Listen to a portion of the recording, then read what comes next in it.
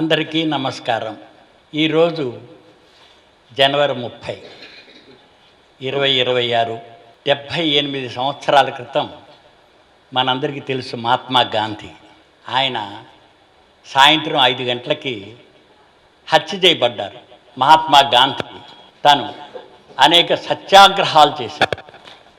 సత్యాగ్రహాలన్నిటిలో కూడా ఆయన స్వేచ్ఛ, సమానత్వం, అహింస పద్ధతిలో ఆయన నిర్వహించారు. అది అప్పుడు రోజుల్లో ఉన్న సమాజంలో రుచించలేదు.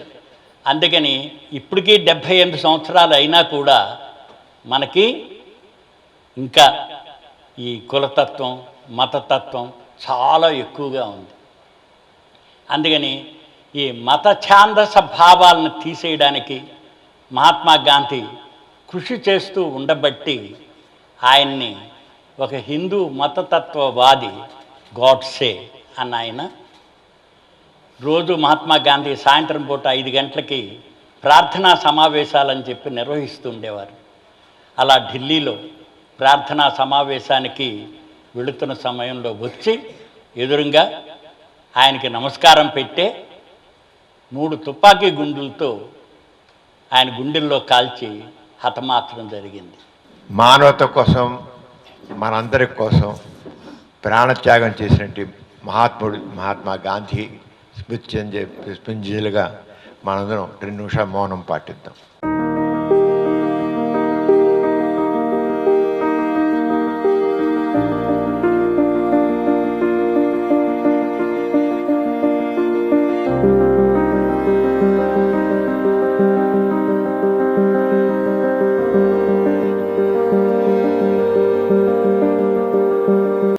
ఓకే, కూర్చోండి. Thank you. మనం మన భారత జాతి కోసం ప్రాణత్యాగం చేసినటువంటి మహాత్మా గాంధీని స్మరించుకున్నాం. అలాగే ఎంతమందో భారతదేశ స్వాతంత్ర్యం కోసం అని ఎన్నో కష్టాలు పడ్డారు, జైలు పాలయ్యారు, ఉరికంబాలు ఎక్కారు, ప్రాణత్యాగాలు చేశారు. ఆ అమరవీరులను కూడా స్మరించుకుంటూ వాళ్ళందరికీ మనం ధన్యవాదాలు తెలియజేస్తూ వాటి స్మృతి గురి స్మరించుకుంటూ మనం ఇప్పుడు మౌనం పాటించాం.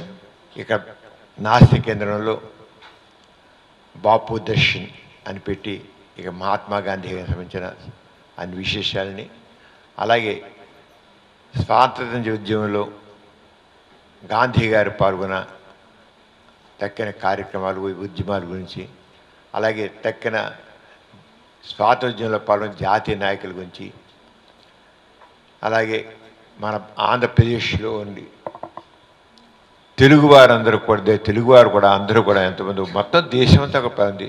ఆంధ్రప్రదేశ్లో మన తెలుగు వాళ్ళు ఎంతమంది స్వాతంత్ర సమరయోధులు ఉన్నారో వాళ్ళందరినీ గురించి ఇక్కడ ఫొటోస్ అన్నీ కూడా ఉన్నాయి, పూర్తి వివరాలు ఉన్నాయి బాపు దర్శన్లో. నాస్తి కేంద్రానికి, గాంధీ గారికి, అలాగే గాంధీ గారి కుటుంబానికి కూడా మనకు బాగా అనుబంధం ఉంది. ముఖ్యంగా ఈ రోజున మనం ఇక్కడ తెలుసుకోవాల్సింది ఏంటంటే, మహాత్మా గాంధీకి సంబంధించిన విషయంలో మానవ చరిత్రలోనే అపూర్వమైన వ్యక్తిత్వం కలిగిన వ్యక్తి మహాత్మా గాంధీ. వ్యక్తిత్వం అంటే సమాజానికి, ఈ ప్రపంచానికి ఒక ఆదర్శప్రాయమైన వ్యక్తిత్వం ఉన్న వ్యక్తి మహాత్మా గాంధీ. ఆయన గురించి మనం కొన్ని విషయాలు తెలుసుకుందాం ఈ సందర్భంలో. గాంధీ గారిని తీసుకున్నట్లయితే కేవలం భారతదేశానికి స్వాతంత్రం సంపాదించిన ఒక పెద్ద వ్యక్తిగా, మహానుభావుడిగా కాదు, ఒక నైతిక విప్లవకాడు.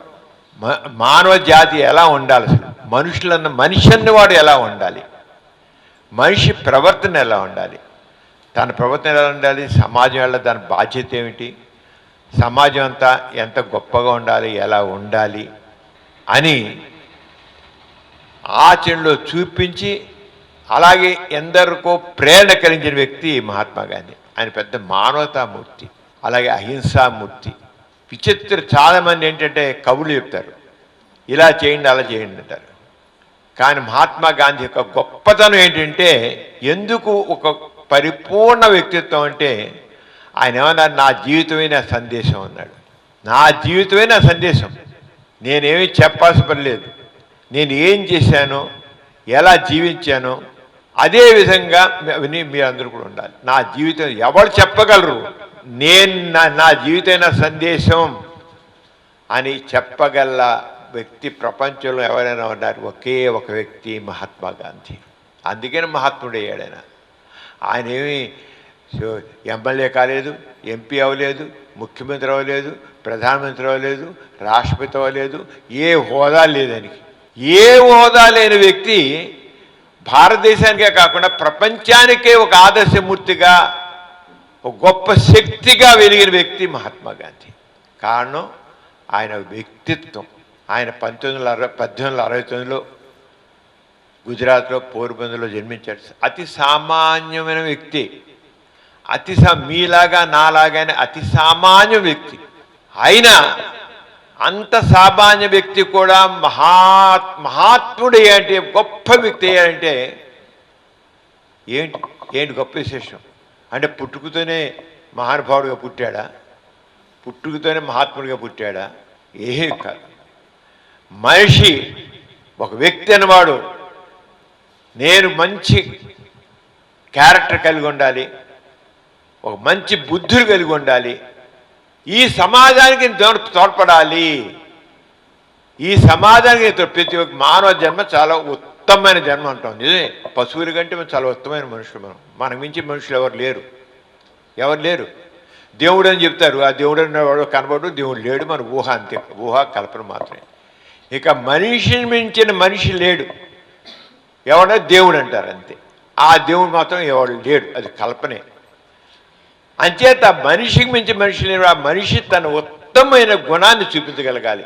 తనలో ఏముండాలి? ప్రేమ ఉండాలి, మానవత్వం ఉండాలి, తోటి మనిషి గురించి ఆలోచించి ఉండాలి, తోటి మనిషికి ఆదుకునేటువంటి గుణం ఉండాలి, అన్ని మంచి బుద్ధులు ఉండాలి మనిషి అన్నవాడికి. ఆ రకంగా అన్నీ చేసిన వ్యక్తి మాత్రమే. మామూలుగా ఇంగ్లీష్లో ఒకటి ఉంది, great leaders are not born great.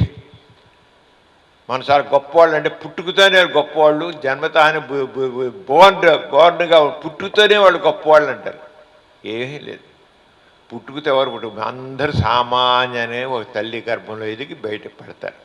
Great leaders are not born great, they become great through character and commitment.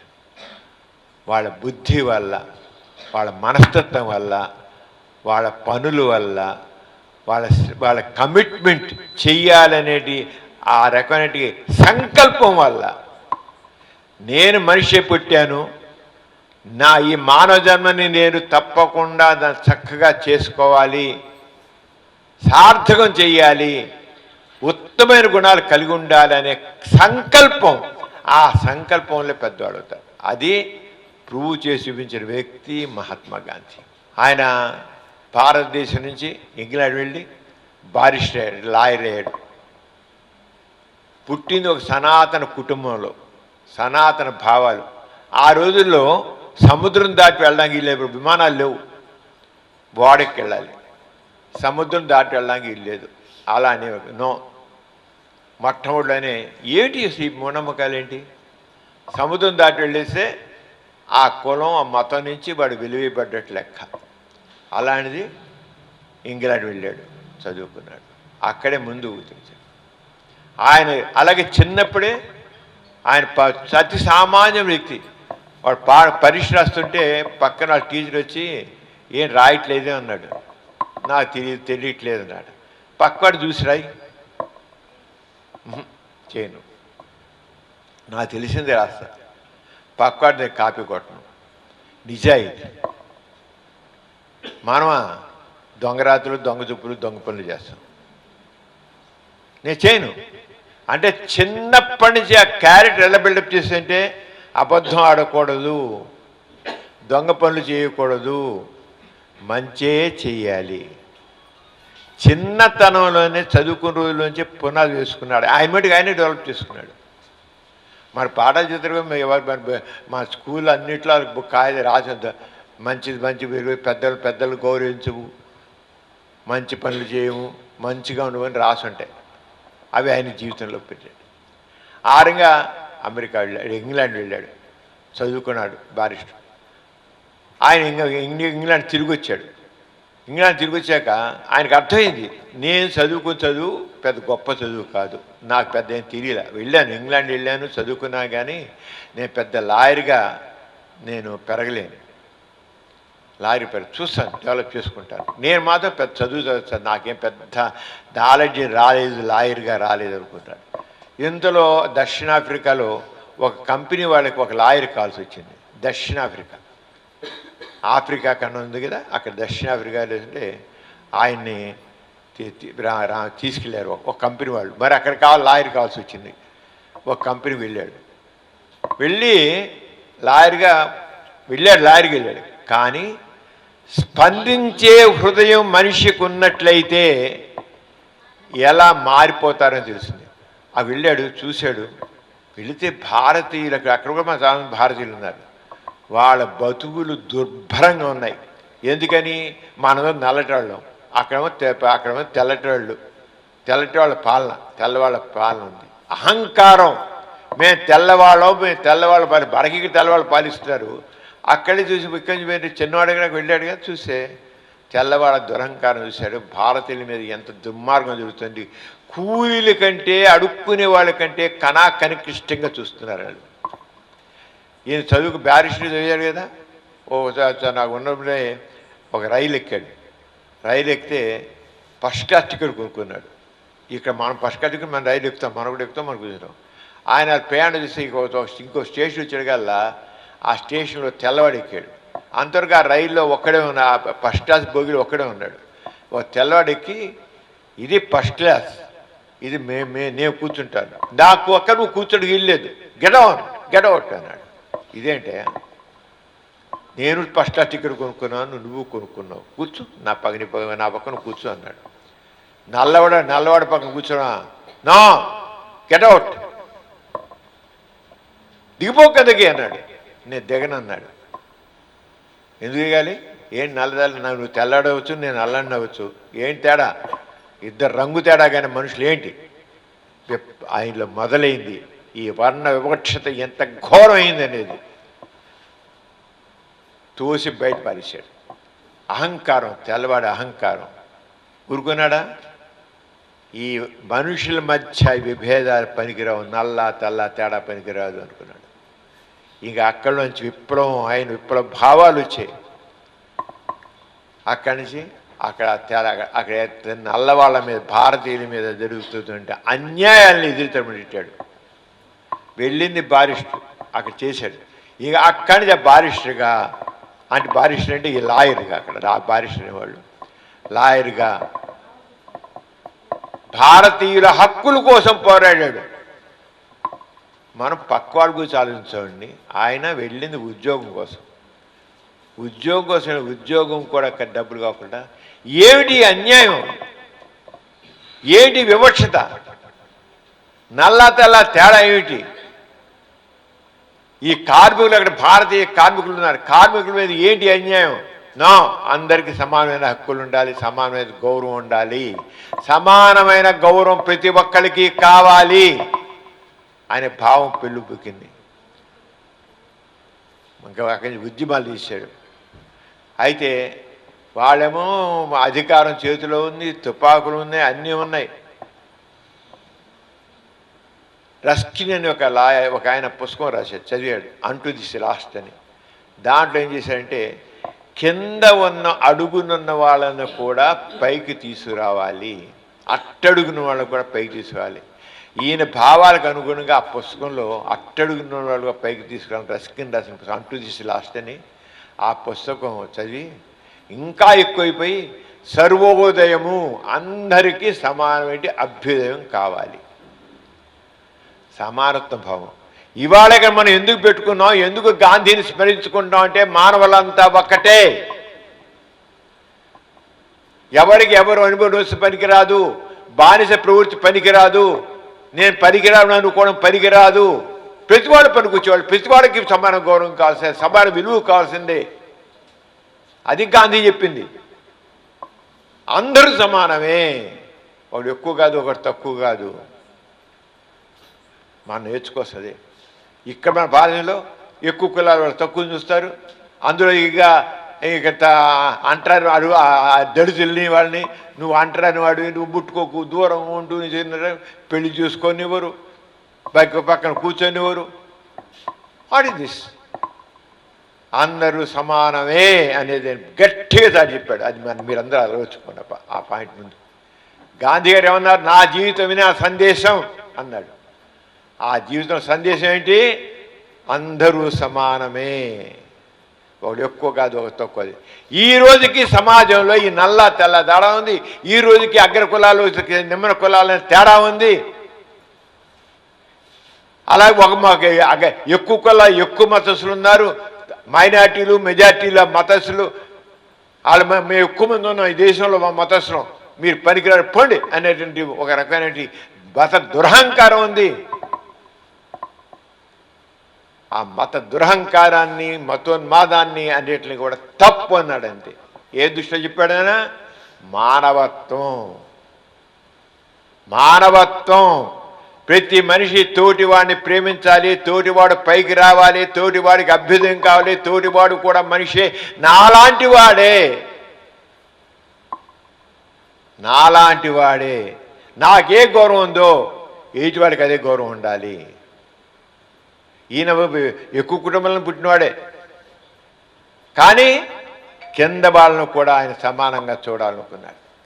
ఆ రంగానే ఆయన చేసే చివరికి అరే బ్రిటిష్ వాళ్ళు ఇంత గొప్ప పవర్ ఉంది, ఇంత పవర్ ఉంటే ఎలాగా వాళ్ళతో పోరాడాలంటే యుద్ధం చేయాలి వాళ్ళతో అనుకున్నాడు. నో, అలాగా నేను చెప్పేది కరెక్ట్, మానవులంతా ఒకటే కదా, కరెక్టే కదా, సత్యము, అందరూ సమానం ఉండాలి. ఇది సత్యమేనా కదా? సత్యము. ఆ సత్యాన్ని, తనలోన ఆగ్రహాన్ని, ఎందుకు వివక్షత ఉంది అనే ఆగ్రహాన్ని వెల్లడించడానికి సత్యాగ్రహం అని పెట్టాడు. సత్యాగ్రహం దేనికి? ఆయుధాలు ఏంటికి? సత్యం, నిజం చెప్పడం. ఆ నిజానికి మార్గం అహింస. ఓ తుపాకీలు కాదు. ఏంటి ఆయుధం? ఏంటి? అహింస. వాడు ఎంత ఏదైనా చవచ్చు, కానీ నేను అహింసాయుతంగా నా చేతులు ఏ కర్ర వద్దు, కత్తి వద్దు, బాంబు వద్దు, పుష్టలు వద్దు, నేను నిజాన్ని చెప్తాను, నిజానికి కట్టుబడి ఉంటాను, నిజం చెప్తానని చెప్పి దానికి సత్యాగ్రహం అని పేరు పెట్టాడు. నిజమైన దానికోసం పోరాటం, నిజం కోసం పోరాటం, మంచి కోసం పోరాటం, సత్యం కోసం పోరాటం, సమానం కోసం పోరాటం, న్యాయం కోసం పోరాటం. న్యాయం, సత్యం, నిజాయితీ, దానికోసం పోరాటాన్ని ఏమన్నాడైనా? సత్యాగ్రహం అన్నాడు. ఆ సత్యాగ్రహానికి ఆయన మొట్టమొదటి ఏంటంటే, ఆ సత్యాగ్రహం చేసేవాడికి అబద్ధానికి తలవంచకపోవడం. అబద్ధం నల్ల తెల్ల కరెక్టా? అదేనా పుట్టుకుతూ ఉండేదా? అదేమైనా ఏదైనా అది ఉంటే తెల్లవాడు పెద్ద గొప్పవాడు, నల్లవాడు తక్కువైనా ఇదిందా రూలు? వాడుగా అహంకారంతో పెట్టుకున్నాడు, నేను గొప్పవాడు అనుకున్నాడు. అది అబద్ధం. తెల్లవాడు గొప్ప, అగ్ర కులసులు గొప్ప, ఎక్కువ మతస్థులు గొప్ప, ఇది అబద్ధం. అబద్ధానికి తలవంచవద్దు. ఎందుకు తలవంచాలి? నీతి నిజం, నువ్వు చెప్పేది నిజమైతే, నువ్వు చెప్పేది నిజమైతే నువ్వు దేనికి తలవంచొద్దు. తలెత్తుకో, ధైర్యంగా ఉండు, నీతిగా మాట్లాడు. అదే అని చెప్పి గొప్ప. అబద్ధానికి తలవంచొద్దు. చెప్పేవాడు అబద్ధం చెబితే అబద్ధాన్ని ఒప్పుకోవద్దు. అబద్ధాన్ని ఒప్పుకోవద్దు. అబద్ధం. అగ్రకులసులు ఎక్కువ గొప్ప, తెల్లవాడు గొప్ప, డబ్బునాడు గొప్ప, చదువుకున్నాడు గొప్ప, ఎక్కువ మతస్థులు ఎక్కువ మంది ఉండేది గొప్ప, ఎక్కువ కులం అనేది గొప్ప. ఒప్పుకోకు. అవన్నీ అబద్ధాలు. అబద్ధాలకి తలవంచొద్దు. ఒకటి ఫస్ట్ సత్యాగ్రహంలో ఫస్ట్ ప్రిన్సిపల్ అబద్ధానికి తలవంచొద్దు. రెండోది ఏంటి? అహింసని ఆచరించు. తుపాకులు వద్దు, గుళ్ళొద్దు, చెప్పలుచుకుంది. నువ్వు కరెక్ట్ కనుక నువ్వు నిజంగా అహింసా రూపం అంటే కొట్టి తన్ని వాడికి ఒప్పించొద్దు. నువ్వు నిజమైనప్పుడు ఎందుకు కొట్టాలి? నువ్వు కరెక్ట్ అయినప్పుడు నువ్వు కరెక్ట్, నువ్వు నిజాయితీ మంచిగానే మాట్లాడు, ప్రేమగానే మాట్లాడు. నువ్వు ఎప్పుడైతే కరెక్టో, నువ్వు చెప్పేది నిజమో, తలంచొద్దు, ఏంటి హింస చేయొద్దు. హింస చేయొద్దు, అహింసే పాటించు. అలాగే నైతికత, నిజాయితీగా చెప్పింది చెయ్యి, చేసింది చెప్పు, నైతికతో చెయ్యి. ఇలాంటి సమయంలో రకరకాల ఇబ్బందులు రావచ్చు. నేను తీసి వాళ్ళు జైల్లో పారేయచ్చు, నేను కొట్టచ్చు, కొట్టుకొని నువ్వు ఎప్పుడైతే నువ్వు నిజాయితీగా ఉన్నప్పుడు నువ్వు తప్పకుండా ఏ కష్టాలు చేయని గట్టిగా నిలబెడితే నువ్వు తప్పకుండా దాన్ని సాధిస్తావు. అంతేగాని నన్ను జైల్లో పెడతారు, నన్ను కొడతారు, నా ఉరి తీస్తారు అంటే త్యాగాన్ని రెడీవు.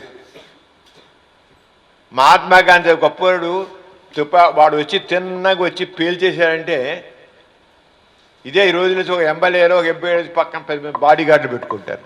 ఆయన ఏం పెట్టుకోలేదే. నేను నిజం పోయింది, నేను మాత్రం సత్యాన్ని నిలబెడతాను, నేను చెప్పేది నిజం అన్నాడు. పిలిచేయచ్చు. కానీ నాకు గాంధీ వ్యక్తిని చంపాడు, కానీ గాంధీ సిద్ధాంతాన్ని చంపాడు ఆ గాడిసే. గాంధీ అనే ఒక వ్యక్తిని చంపాడు, కానీ గాంధీ సిద్ధాంతాన్ని ఈ రోజైనా మనం ఆచరిస్తున్నాం. గాంధీ సిద్ధాంతం గురించి మనం ఈ రోజుకి మాట్లాడుకుంటున్నాం. భయపడద్దు, నిలబడు, తప్పకుండా నిలబడుతుంది. నువ్వు చెప్పేది మన మనిషిగా మనం బతుకుండం కాదు, మరి కాసేపు మంచి మాటలు, మంచి విషయాలు మనకు నిలబడాలి. ఆయన ఏమన్నాడు, బుల్లెట్ల కంటే సత్యం బలమైందని అన్నాడు. బుల్లెట్ల కంటే సత్యం, నువ్వు చెప్పేది నిజమైతే, దాన్ని నువ్వు గట్టిగా చెప్పేట్లయితే బుల్లెట్ కంటే గొప్పది అన్నాడు. బుల్లెట్ అయితే మనిషి ప్రాణం తీస్తుంది, సత్యం మాత్రం నిలబడుతుంది. మన ప్రాణం పోవచ్చు, అది గాంధీ ప్రాణం, బుల్లెట్ తీసింది ప్రాణం, కానీ గాంధీ చెప్పింది మాత్రం నిలబడిపోయింది.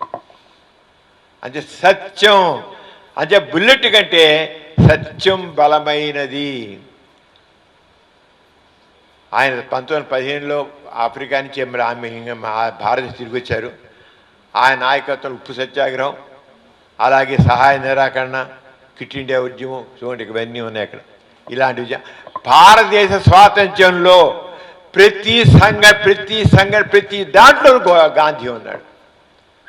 భారతదేశ ఉద్యమం సత్యాగ్రహం జరిగి భారతదేశ స్వాతంత్ర్య ఉద్యమంలో ప్రతి దాంట్లో గాంధీ లేదే భారతదేశ స్వాతంత్ర్య ఉద్యమం లేదు.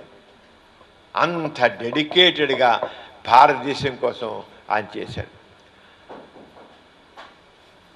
అదేవిధంగా ఒక కేవలం భారతదేశం స్వాతంత్రం కావాలి, బ్రిటిష్ వాళ్ళు పోవాలి అని కేవలం చేయడం కాదు, ఒక నైతిక పోరాటం.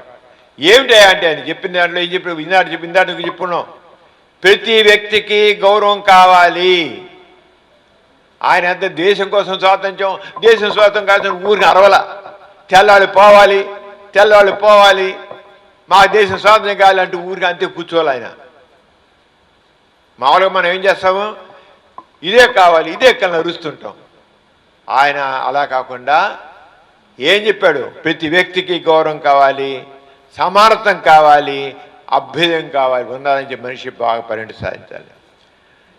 దాంట్లో ఏం చేశాడు, ఇంకా ఇంతమంది గీత గారు చెప్పారు, అంటరానితనం నిర్మూలించాలి.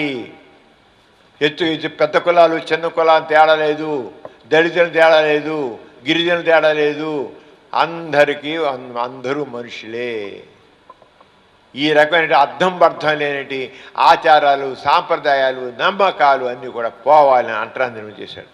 అలాగే ప్రతి మహిళకి గౌరవం కావాలి, మహిళలే తక్కువ ఒంటింటి కుండేళ్ళు కాదు, పురుషులతో సమానంగా ఉండాలి అని మహిళ కోసం చేశాడు.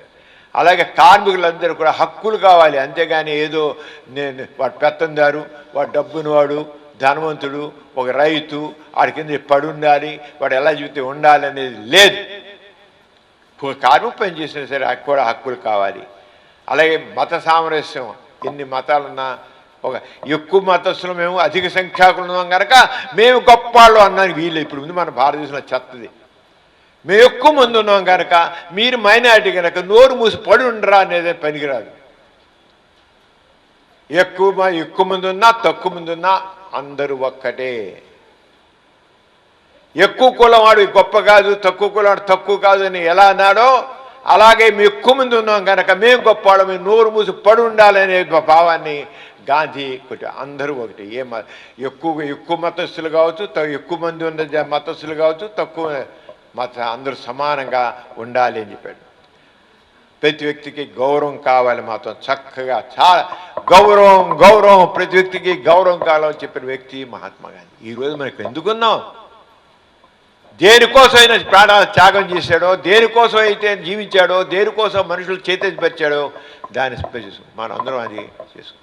అంతే మహాత్మా గాంధీ భారతదేశాన్ని స్వతంత్రం చేసి పెట్టాడు, ఈయన జాతిపిత, ఈయన గొప్పవాడు అని మాట్లాడడం కోసం కాదు. మనల్ని మనం సంస్కరించుకోవాలి. ఇక్కడ కూర్చొని మీరు అందరినీ నేను కోరుతున్నాను, అలాగే లైవ్లో చూసినాను కోరుతున్నాను, టీవీలో చూసినాను చెబుతున్నాను, మనందరం కూడా మనల్ని మనం సంస్కరించుకోవాలి. గాంధీ గారు దేనికోసం అయితే బలైపోయాడు ఆ భావాలు మనం పెంచుకుంటేనే మన నిజమైన నివాళి గాంధీ గారికి ఇచ్చేది. అలాగే సమాజం ఎంత గొప్పదో తెలుసుకోవాలంటే బలహీనలు ఎలా చూపిస్తుంది. ఈ సమాజం చాలా గొప్పదండి, ఈ మనుషులు చాలా గొప్పవాళ్ళండి, ఈ జాతి చాలా గొప్పదండి అని అంటారు. ఈ సమాజం చాలా గొప్పది, ఈ కులం వాళ్ళు చాలా గొప్పది, ఈ మతం చాలా గొప్పది అంటారు. కానీ గాంధీ గారు ఏమంటారంటే ఈ గొప్పది నాకు కాదు, నాకు కావాల్సింది ఆ మతంలో కానీ, ఆ కులంలో కానీ, ఆ జాతిలో కానీ ఆ దేశం గొప్పదంటే ఆ దేశంలో ఉన్న బలహీనులు, వారు కార్మికులు కావచ్చు, కర్షకులు కావచ్చు, ఆ లేడీస్ కావచ్చు, ఇంకోళ్ళు కావచ్చు, వాళ్ళని ఎంతవరకు చక్కగా పైకి తీసుకొచ్చిందో చూడండి, వాళ్ళ అభ్యుదయం జరిగిందో. అమెరికా దేశం చాలా గొప్పది, ఇంగ్లాండ్ దేశం చాలా గొప్పది, కెనడా దేశం చాలా గొప్పది, ఆస్ట్రేలియా దేశం గొప్పది. అంటే వాళ్ళు విమానాలు తిరిగినందుకు ఇంకోటి చేసి పెద్ద టెక్నాలజీ ఉందని గొప్పది కాదు. అక్కడున్న మామూలు వ్యక్తులు వాళ్ళ అభ్యుదయం ఎంత జరిగింది, వాళ్ళ అభివృద్ధి ఎంత జరిగింది, వాళ్ళ వీళ్ళ గౌరవం ఎంత ఉందని చూడండి ఎంత గొప్పగా చెప్పాడు. సమాజం గొప్పది అన్న కాదు, అక్కడ బలహీనులని ఎలా చూస్తున్నారో చూడండి. ఇప్పుడు అమెరికా గొప్ప అంటే అమెరికాలో నిగ్రోల్ని చాలా నీచంగా చూస్తారు. అది ఎలా గొప్ప అవుతుంది? చాలా నీచంగా చూస్తారు నేను నల్లటి వాళ్ళని. అమెరికా గొప్పదా? భారతదేశం చాలా గొప్పది, ఇక్కడ ఉన్న దళితుల్ని చాలా నీచంగా చూస్తారు, తక్కువ కులాలని చాలా నీచంగా చూస్తారు, ఆడదాన్ని తక్కువగా చూస్తారు. గొప్పదా? ఎలా గొప్పది అవుతుంది? అందుకని గాంధీ గారు చెప్పారు, ఏ దేశమైనా, ఏ జాతి అయినా, ఎవరైనా గొప్పది అని మనం చెప్పుకోవాలంటే అక్కడున్న బలహీనుల్ని ఎంత చక్కగా చూస్తున్నారు, వాళ్ళు ఎంతగా అభివృద్ధికి ఎంత తోడ్పడారో చూడండి అన్నాడు. అది గాంధీ గారి గాంధీ గారి వ్యక్తిత్వం మహోన్నతమైంది అన్నాడంటే ఆయన చెప్పడే కాదు, చేసి చూపించాడు ఆయన. అలాగే సమాజంలో నువ్వు చూడాలనుకో మార్పు నుంచి మొదలాలి. అందరూ చెప్తారు ఇలా జరగాలి, అలాగే జరగాలి, కబుర్లు చెప్తాడు. ఈ కులాలేంటి, ఈ మతాలేంటి, ఈ జాతి ఏంటి, ఈ తేడా ఏంటి అంటారు. ఓకే, అదే ముందు నీ నుంచి మొదలెట్టు. నీ ఎవరిని తక్కువ మాట్లాడు, ఎవరిని తక్కువగా చూడవు. నువ్వు ఏదైతే మార్పు చూడాలనుకుంటున్నా సమాజంలో నీ నుంచి. ఈ మనుషులు ఏంటి, ఆ బ్రాహ్మణులు ఏంటి కింద తక్కువ చూస్తారంటే మీరు గొప్ప అనుకుంటున్నారేంటి? సరే ఓకే, వాళ్ళ గురించి నువ్వు కూరుకుంటున్నావు కదా, బ్రాహ్మణులు తక్కువ నీ తక్కువగా చూడకూడదు అని చూడవు. మరి నువ్వు నీ కింద మన తక్కువ చూడకు, నీ పక్కన స్త్రీని తక్కువ చూడకు, ఒక్కొక్క కార్మికుడు తక్కువ చూడకు, ఇంకొక మతం అని తక్కువ చూడకు. ఇప్పుడు మతం మా మతం గొప్ప, ఆ తక్కువ అనుకుంటారు. ఆ మార్పు నీ నుంచే మొదలవ్వాలి. ఇదే విషయంలో గాంధీకి గోరా గారికి చాలా జరిగింది. గాంధీ గారు గోరా గారిని ఎందుకు దగ్గరిస్తారంటే గోరా గారు ఏం చెప్పారో చేశారు. చెప్పింది చేయడం, చేసింది చెప్పడం నాస్తికత్వం. చెప్పింది చేయడం, చేసింది చెప్పడం నాస్తికత్వం. అందుకే గాంధీ గోరాకి మధ్య ఎప్పలేని అనుబంధం వచ్చింది. యాన్ ఎథిస్ట్ విత్ గాంధీ అని పుస్తకం నవజీవన్ పబ్లికేషన్ వాళ్ళు వేశారు. ప్రపంచంలో ఎన్ని దేశాల్లో గాంధీ గారి పుస్తకం ఉందో అన్ని దేశాలని పుస్తకం ఉంది.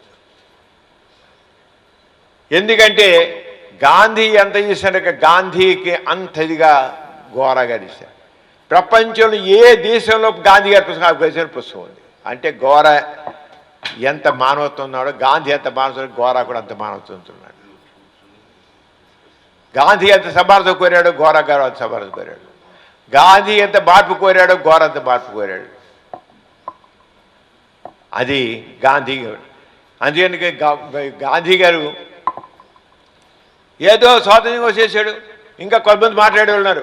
గాంధీ గారు ఈ అంబేద్కర్ ఏమో హరిజనులందరికీ వేరే నియోజకవర్గాలు పెట్టాలని బ్రిటిష్ వాళ్ళు చేశారంటే హరిజనులకి సెపరేట్గా నియోజకవర్గాలు పెట్టి వాళ్ళే ఓట్లు వేసుకోవడం పెట్టారు బ్రిటిష్ వాళ్ళు. గాంధీ అన్నాడు భారతీయులంతా ఒకటే, మీరు వేరే జాతి నుంచి వేరే చేసి వాళ్ళకి వేరే నియోజకవర్గాలు పెట్టి వాళ్ళకి వేరే ఓట్లు పెట్టి వాళ్ళే ఓటు వేసుకోవాలని విభజించాలి. బ్రిటిష్ వాళ్ళ పాలనంతా విభజించు పాలించు. దాని గాంధీ ఏమన్నాడు, భారతీయులంతా ఒక్కటే, నియోజకవర్గాలు పెట్టు కానీ అందరూ ఓట్లు వేయాలి. నియోజకవర్గాలు పెట్టు అందరికీ ఓటు వేయాలి, అందరూ కలిసి ఓటు వేయాలి. అందరి కోసము, కొందరు కోసమే కాదు, అందరి కోసము. అంబేద్కర్ ఏం చేశాడు, బ్రిటిష్ రైట్ కరెక్టే, మేము మా కులస్లము మేమే నిలబెడతాం, మా నియోజకవర్గం మాకు ఇవ్వండి, మేమే ఓట్లు వేసుకుంటాం, మామే చేస్తాం. గాంధీ అన్నాడు నో, మీరు నియోజకవర్గం పెట్టండి, రిజర్వ్ ఎస్సీ కాన్స్టిట్యూన్సీలు ఇంకో కాన్స్టిట్యూన్సీలు పెట్టండి, పెట్టి అందరినీ ఆ నియోజకవర్గం ఆ కులస్లో నిల్చోబెట్టండి, కానీ ఓటు మాత్రం అందరూ వేయండి, ఓటు మాత్రం అందరూ వేయండి. గాంధీ అంబేద్కర్ ఇద్దరి మధ్య ఆ విషయం వచ్చింది. అది గాంధీ అక్కడ ఏం చేసేది, అందరూ మానవులంతా ఒకటే, సమానత్వం అనడానికి గాంధీ గారు అలా పనికిరాదు, కాబట్టి నియోజకవర్గాలు వేరు పెట్టు, కానీ ఓటు మాత్రం అందరూ వేయాలి, అందరూ కలిసి ఎన్నుకోవాలి.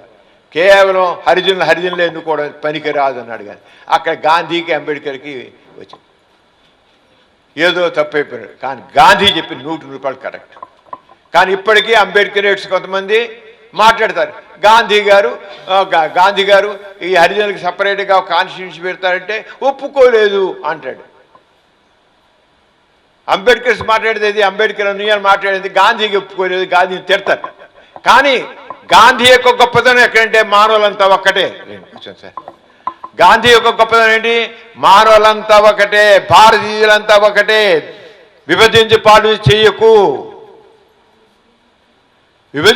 చేయకు, అందరు సమానం తీసుకురండి, అవకాశాలు అడిగిపోయిన వాళ్ళందరికీ అవకాశాలు తప్పుడు పైకి తీసురా, కానీ విడదీయకు, నువ్వే ఎన్నుకో నీకు వీలు లేదు. దాని గురించి ఆ రోజున అంతా గాంధీ గారని చెప్పినా ఈ రోజుకి అంబేద్కర్ అనుయాయులు మాత్రం గాంధీ హరిజనులకు వ్యతిరేకం అంటాడు. అరే ఆయన చేసిన అంటరాంతరం చేసిన ఇంత కాదు. గాంధీ గారు అంటరాంత నిర్మూలన కోసం చేసిన కృషి అమోఘం. ఆయన సౌత్ ఆఫ్రికాలో ఉండగా ఒక అంటరాని వాళ్ళని తీసుకొచ్చి ఆయన ఆశ్రమంలో పెట్టుకుంటే అంటరాని వాళ్ళని ఆశ్రమంలో పెట్టుకున్నారని ఆయనకి అక్కడ అగ్గర కులసులు వ్యతిరేకం అయిపోయారు. మీరు పోతే పండి, నేను మాత్రం వాళ్ళు నాతోనే ఉంటారు, మీరు లేకపోయినా పర్వాలా, నేను నా మాట మీదే ఉంటాను, మానవులంతా ఒకటే, నాకు కులం మొత్తం తేడా లేదు. అంటరాని వాడింది అంటరాని ఏంటి తక్కువ పొండి అన్నాడు. చివరికి సత్యాగ్రహం పోతిపోయింది అన్నాడు, వాళ్ళ లొంగలేదు. తన మాట నిజమైనప్పుడు సత్యమైనప్పుడు లొంగవలసిన అవసరం లేదు. చివరికి అందరూ దిగొచ్చారు. దక్షిణాఫ్రికాలోనూ మొదలైంది. మరి గాంధీ ఎవరి కోసం చేశాడు, అంటరాని వాడి కోసం చేశాడు. దేనికోసం చేశాడు, సమానత్వం కోసం చేశాడు, సమాన గౌరవం కోసం చేశాడు. కానీ అర్థం చేసుకోకుండా అంబేద్కరేట్స్ గాంధీ మాకున్న అవకాశాలని చెడగొట్టాడు అంటారు. What is this? అసలు విషయం తెలిస్తే, గాంధీని అర్థం చేసుకుంటే ఇలాంటి ఆయన ఎంత చెప్పారు సరిగా. గాంధీ గారు సప్త మలినాలని చెప్పాడు. చిత్తశుద్ధి లేని రాజకీయాలు, ఇవన్నీ మలినాలు, తప్పులన్నమాట. శ్రమ లేని సంపద దోచుకోవడం, నీతి లేని వ్యాపారం, డబ్బులే కావాలి ఏదైనా జనాలకు ఎంత బుడ్డి కొట్టించే, వివేకం లేని విద్య, మనం చదువుకుంటున్నాం, జ్ఞానం లేని చదువు ఎందుకండి? గాంధీ గారి సిద్ధాంతాలు అర్థం చేసుకోలేని చదువు ఎందుకండి మనకి? వివేకం లేని విద్య, ఆత్మదూరమైన ఆనందం, త్యాగం లేని ఆరాధన, మానవత్వం లేని సైన్సు వేస్టు అన్నాడు. అది సప్త మలినాలు. ఆయన వ్యక్తికి ఉండాల్సిన గుణాలు ఏంటి చెప్పుకొచ్చాడు. అహింస, సత్యం, అస్థేయం, బ్రహ్మచర్యం అంటే డిసిప్లిన్ అర్థం కూడా, అపరిగ్రహం, శరీర శ్రమ, ఆస్వాదం, నిర్భయత్వం, సర్వమత సమభావం, స్వదేశీ వస్తువుల వాడకం, అస్పృశ్యత నివారణ, ఇవి వ్యక్తికి ఉండాల్సిన గుణాలని చెప్పాడు. ఎంత గొప్ప అయిపోయాడు గాంధీ జీవితాన్ని. మరి అన్నీ అని ఆచరించాడు. నువ్వు ఆచరించే విషయాలు మాట్లాడి నా జీవితం నా సందేశం గాంధీని అడగండి, ఏమయ్యా నువ్వన్నీ చెప్పావు, నువ్వు ఎక్కడ ఆచరించావు అంటే ఆయన దీని ప్రతి ఒక్కటి ఆచరించాడు. ఆయన ఏమన్నాడు గాంధీ, ఏ మార్పు అయితే సమాజంలో నువ్వు రావాలని కోరుకుంటున్నావో ఆ మార్పు నీ నుంచే మొదలవ్వాలన్నాడు కనుక ఇప్పుడు వ్యక్తికి ఉండాల్సిన గుణాలు అన్నవి నీ గాంధీ గారిలో ఉంటాయి.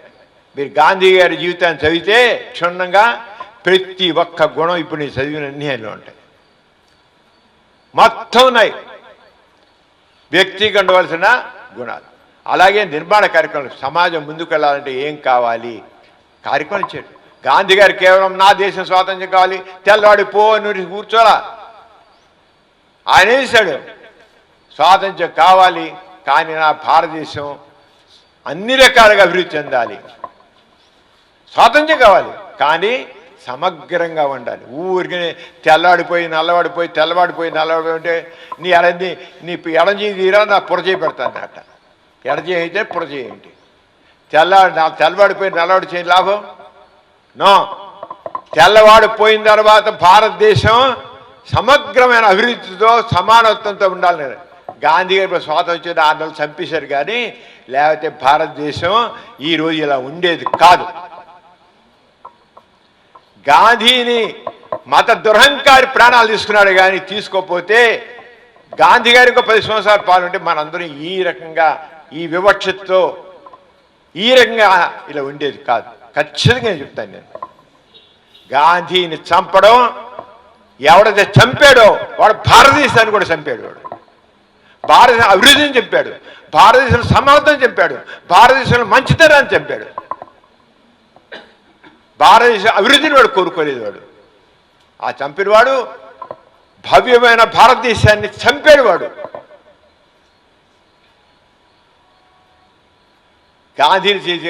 గాంధీ బతుకున్నట్లయితే ఏవైతే చెప్పారో అవి ఆయన చేస్తున్న ఆయన నిర్మాణ కార్యక్రమాలను చెప్పారు. మత సామరస్యం ఆయన చేసే నిర్మాణ కార్యక్రమంలో, అస్పృశ్యత నివారణ, మద్యం నిషేధం. ఇప్పుడేమో ఏరులైపోతుంది మద్యం, ఏరులైపోతుంది. బతుకులు కుటుంబాలన్నీ చిన్నపిన్నం అవుతుంది మద్యం వల్ల. అవునా కదా?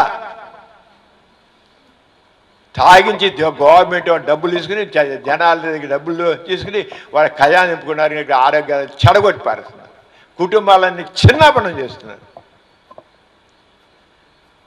ఖాదీ, గ్రామీణ పరిశ్రమలు, గ్రామ పారిశుధ్యం, మౌలిక విద్య, ఇవన్నీ చేయాల్సిన కార్యక్రమాలు, ఆరోగ్య నియమాల శిక్షణ, ప్రాంతీయ భాషల వికాసం, ప్రయోజన విద్య, మహిళా సాధికారిత, జాతీయ భాషను నేర్చుకోవడం, ఆర్థిక సమానత్వం, రైతు వికాసం, కార్మిక సంక్షేమం, ఆదివాసుల వికాసం, కుష్టు రోగుల సేవ, విద్యార్థుల భాగస్వామ్యం. ఈ రంగా ఆయన అందరికీ కార్యక్రమాలు చేయడు. అన్నీ ఆయన చేశాడు, అన్నిట్లోనే ఉన్నాడు. అది గొప్పతనం.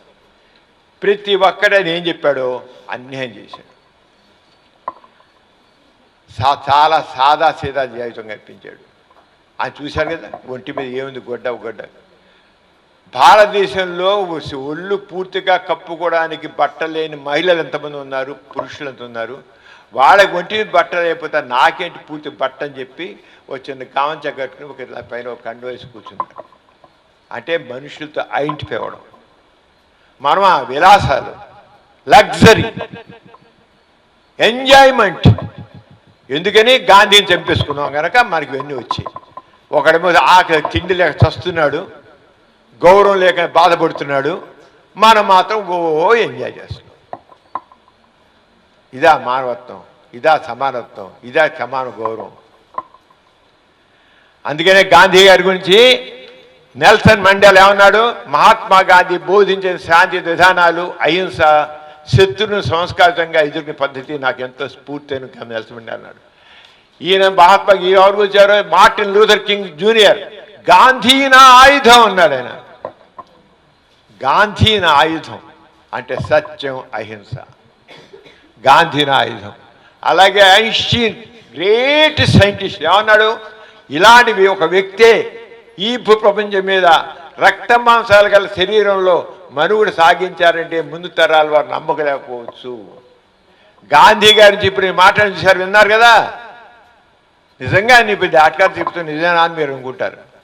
అర్థం చేసుకుంటే మీరు అర్థం చేసుకుంటే అసలు నిజంగా గాంధీ ఇవన్నీ చేయగలిగాడా అనుకుంటారు. చేశాడు. That is Gandhi. అందుకని ఐన్స్టైన్ ఏమన్నాడు? ఇలాంటి మనిషి ఈ భూమండలం మీద నడిచాడంటే నమ్మశక్యం కావట్లేదు అన్నాడు. ఎవరు? గొప్ప సైంటిస్ట్. అంచేత ఈ రంగా గాంధీ ఆయుధం మన దగ్గర. గాంధీ ఆయుధం కాదు, అహింస, సత్యం మన ఆయుధాలు కావాలి. నేటి కాలంలో మరి చూసినట్లయితే ఇప్పుడు హింస, ద్వేషం, మతోన్మాదం పెరిగిపోతున్నాయి. ఉన్నాయి కదా. మేము ఎక్కువ మతస్థులు ఉన్నాం, మేము ఎక్కువ మంది ఉన్నాం, మీరు నోరు మూసం పడుండి అంటారు మహమ్మదీయుల్ని, క్రిస్టియన్స్ని. మేము ఎక్కువ మంది ఉన్నాం. ఏంటి అది మనుషులు కదా? నోరు మూసం లేదు, పొండి ఇక్కడి నుంచి.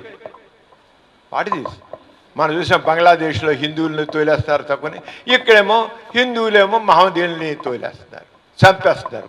చంపేస్తున్నారు. పాకిస్తాన్, ఇండియా విడిపోయినప్పుడు పొండ్రా మీ దేశం వచ్చింది, మీ దేశం వచ్చి పొండ్రా, మీ పాకిస్తాన్ పొండ్రా అని చెప్పేసి, అలాగే పాకిస్తాన్లో హిందువులు మీ పొండ్రా అని చెప్పి ఎంతమందిని చంపేశారు తెలుసా? Can you imagine? 10 లక్షల మందిని చంపారు. 1 మిలియన్, 10 లక్షల మంది చెప్పారు. వీళ్ళు వాళ్ళని చంపుకున్నారు. 1 కోటి కూడా 10 లక్షల శవాలు కనబడ్డ. ఇంకా పోయి ఇప్పుడు ఏదైతే 1 కోటి మంది కూడా అంటున్నారు.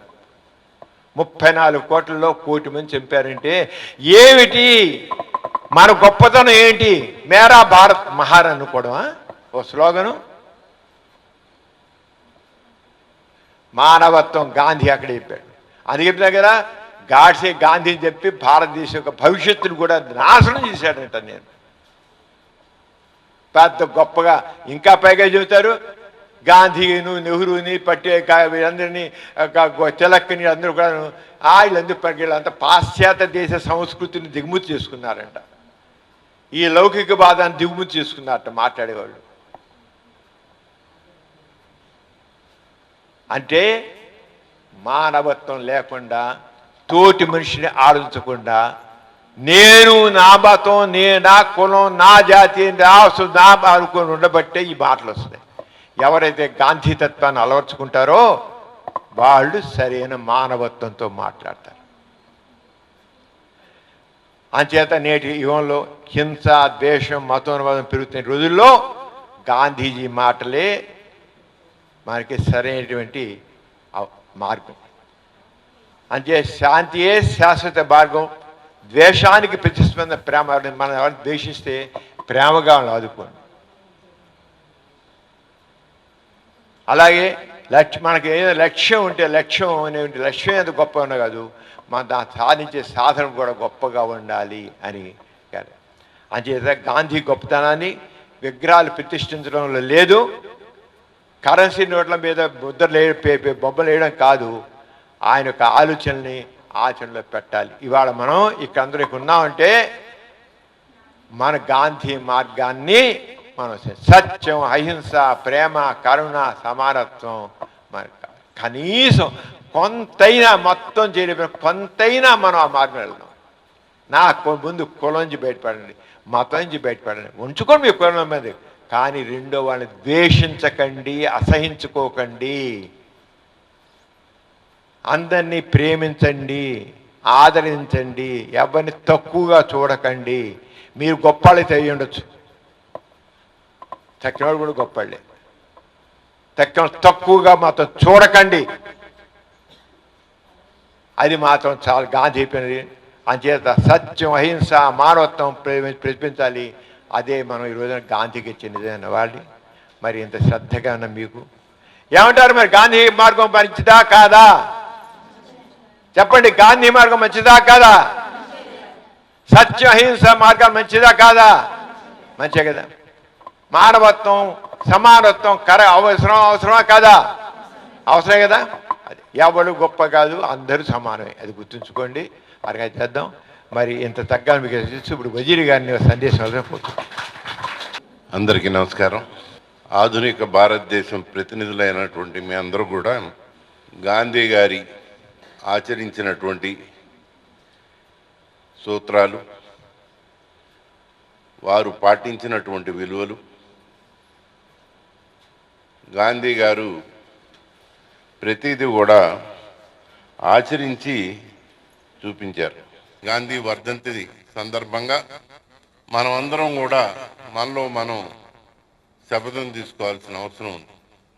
లేకపోతే ఈ దేశం కులాల పేరుతో, మతాల పేరుతో, ప్రాంతాల పేరుతో, జాతుల పేరుతో విచ్ఛిన్నమైపోతుంది.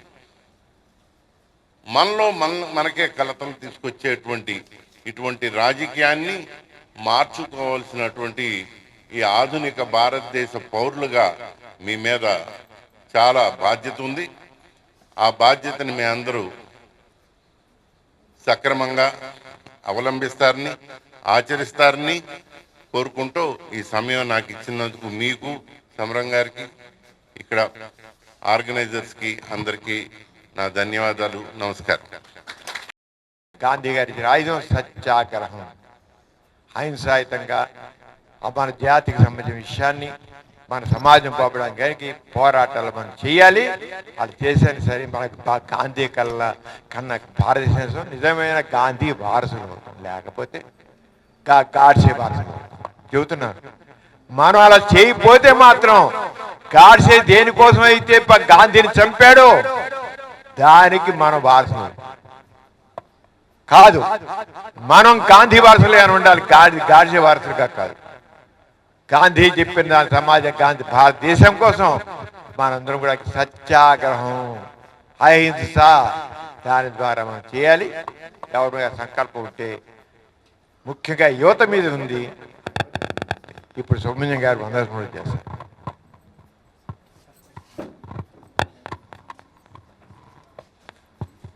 అందరికీ జై హింద్.